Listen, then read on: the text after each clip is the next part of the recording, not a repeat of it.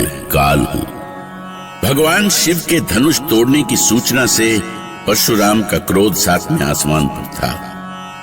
उनके लिए धनुष भंग साक्षात महादेव का अपमान था।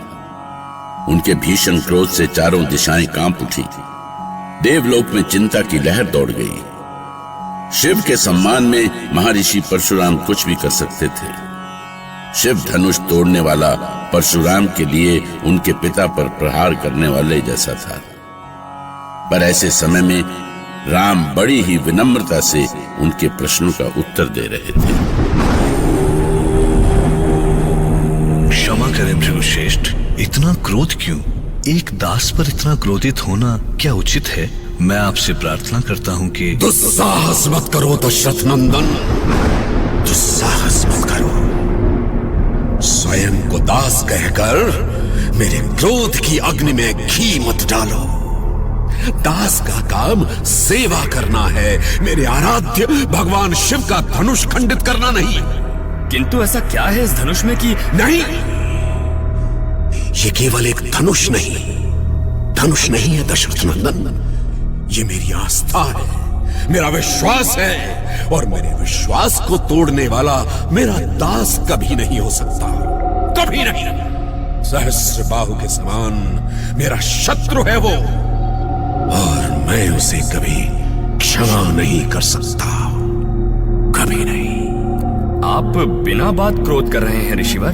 पता नहीं इस धनुष से आपका इतना मोह क्यों है? क्यों आप एक साधारण धनुष के लिए धरती आसमान एक करने पर तुले हैं? लक्ष्मण,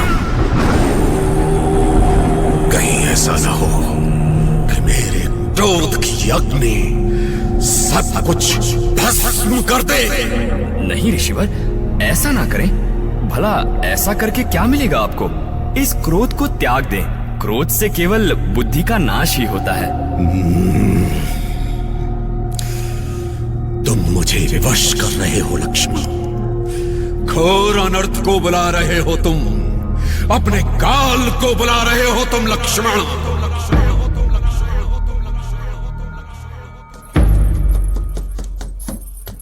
अरे रे, क्या हुआ? तुम भाग क्यों रही हो? बहुत डर लग रहा है मुझे। पता नहीं ऋषिवर का क्रोध कैसे शांत होगा। यदि वो नहीं माने तो अनर्थ हो जाएगा, बहुत अनर्थ हो जाएगा। कहीं ऐसा ना हो कि रुक क्यों गई? बोलो ना, क्या हो जाएगा? सब कुछ भस्म कर देंगे वो, सब कुछ। क्या ये इतना आसान है? क्या तुम शिव धनुष तोड़ने वाले श्री राम को कम समझती हो?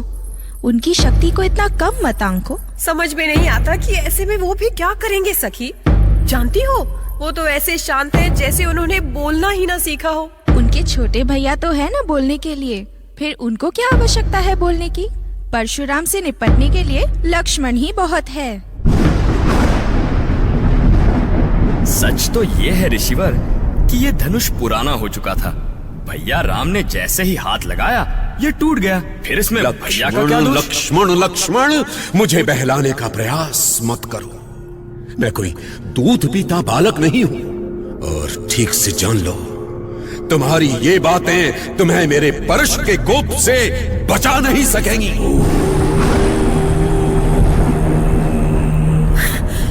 हे ईश्वर, पिताजी कहाँ हैं? कहाँ चले गए वो? वहाँ मंडप में भी नहीं है, तो फिर गए कहाँ? पर सीता, ऐसे में पिताजी क्या कर सकते हैं? महर्षि का क्रोध वो भी जानते हैं। कहीं ऐसा ना हो कि उनके क्रोध की ज्वाला महाराज पर ही पड़ जाए। मुझे बहुत डर लग रहा है, कहीं कोई अनहोनी ना हो जाए। एक के बाद एक ये कैसी अनहोनी हो रही है। क्या चाहते हैं ईश्वर? हमें किस पाप का दंड दे रहे हैं वो? सीता का भय अकारण नहीं था। वो ऋषि परशुराम का क्रोध जानती थी। वो जानती थी कि उनके फरसे की ज्वाला क्या कर सकती है। पर सखियों को राम की शक्ति पर भरोसा था, और वो सीता को भी राम की शक्ति का भरोसा दिला रही थी।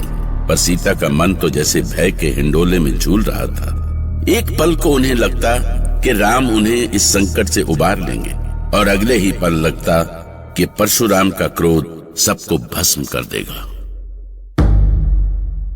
क्या अपने स्वामी पर भरोसा नहीं है तुम्हें, जिनके छूने भर से महादेव का धनुष खंडित हो गया? उस परमवीर राम पर भरोसा नहीं है? भरोसा है सखी, पर अपने मन को कैसे समझाऊं? जिस महर्षि परशुराम ने सहस्त्र बाहु जैसे बलशाली का वध किया हो, वो इस घड़ी में शांत कैसे हो सकते हैं? कौन शांत कर सकेगा उन्हें? चिंता मत करो सीते, यदि श्री राम चुप है तो इसका ये अर्थ नहीं कि वो परशुराम को संभाल नहीं सकते। जानती हो ना, बरसने वाले बादल बिना बात के गर्जा नहीं करते, उनकी शक्ति ही उन्हें शांत रखती है। मैं समझ नहीं पा रहा मुनिवर कि आप बार बार मुझे अपनी एक कुल्हाड़ी दिखाकर क्या कहना चाहते हैं। एक बात आप ध्यान से सुन ले, हम कोई कमल के कोमल पुष्प नहीं हैं जो आप हमें पल भर में ही अपनी इस कुल्हाड़ी से काट डालेंगे। लक्ष्मण! क्रोध मुझे भी कम नहीं आता मुनिवर, किंतु आपको भृगुवंशी जानकर अपना क्रोध दबा रहा हूँ, क्योंकि रघुकुल में देवता, ब्राह्मण और गाय पर क्रोध नहीं किया जाता, क्योंकि इन्हें मारो तो पाप लगता है और इनसे हारो तो अपयश मिलता है। बस लक्ष्मण, बस। अब मैं स्वयं को रोक नहीं पा रहा हूं। अभी तक मैं तुम्हें एक बालक समझकर छोड़ रहा था, पर तुमने सारी सीमाएं तोड़ दी हैं। लो, अब अपने अंत के लिए तैयार हो जाओ।